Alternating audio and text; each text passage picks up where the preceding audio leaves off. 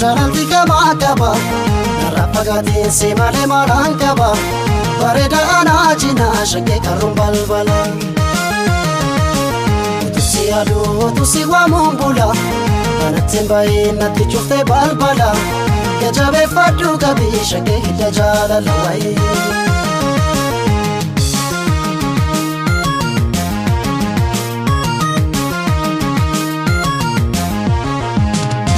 Kanarsi bale bareedaan tanaa jajabeeffadhu hidda jaalala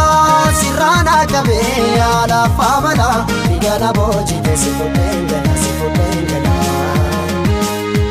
kayyoo jireenya na todeessitee jiruuf jireenyaan na bobeessitee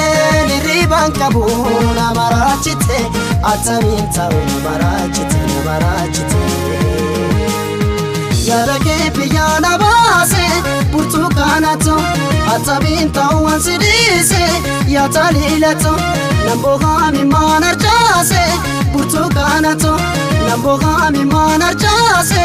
burtukaanato.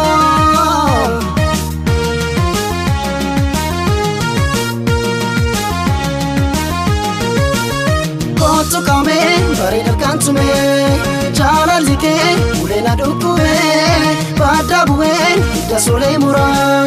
jaalala kee iyya olee bulaa shootee murtee eegoo gaafoon olaa lootee nuftuu obobaa kun olaa shootee murtuu eegoo gaafoon olaa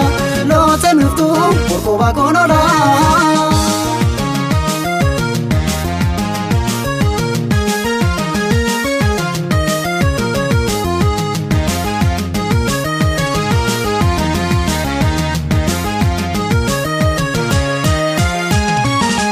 Malo jaalalti gamaa qaba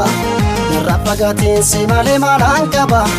bareeda anaa cinaa shakkee qarruun balbala utusi aduu utusi waamuun bula anattiin baay'ee natti cuftee balbala jajabeeffadhu qabii shakkee hidda jaalala wayii.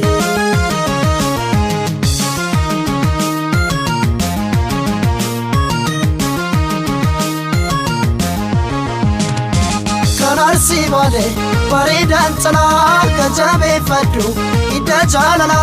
sirraana qabee yaadaaf amala dhiigana boojite si fuudheen gala kayyoo jireenya na todeessitee jiruuf jireenyaan na bobeessitee hirribaan qabu na maraachite attamiin ta'u na maraachite yaadakee biyyaa na baase burtukaanato attamiin ta'u wansi dhiise yaataliilato nambohaami maan arjaase burtukaanato nambohaami maan arjaase burtukaanato.